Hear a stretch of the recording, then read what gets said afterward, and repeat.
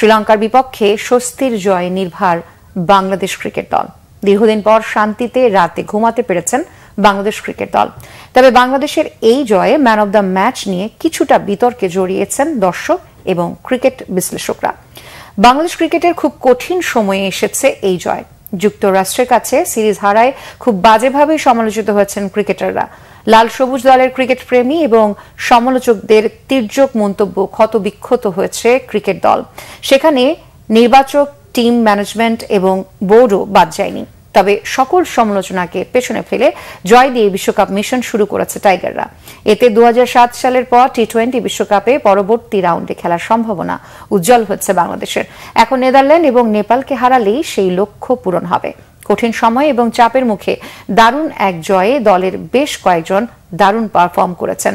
Match সেরা রিশাদ টানা 3 wicket নিয়ে লঙ্কান ব্যাটিংয়ে মেরুদণ্ড ভেঙে দিয়েছেন।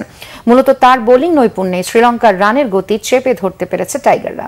সেজন্যই রিশাদই ম্যাচ সেরা। তবে শুধু রিশাদই নয়, এই ম্যাচে বাংলাদেশ দলের আরো 2 জন পারফর্মার ছিলেন যারা ম্যাচ সেরা হবার দাবি রাখেন। তারা হলেন মুস্তাফিজ এবং তৌহিদ হৃদয়। মুস্তাফিজ দারুণ বোলিং করে 17 রানে 3 উইকেট নিয়ে লঙ্কানদের বড় ধাক্কা দিয়েছেন। আর হৃদয় তার ব্যাটিং দিয়ে পুরো বাংলাদেশের 20 কোটি মানুষের হৃদয় জয় করে নিয়েছেন।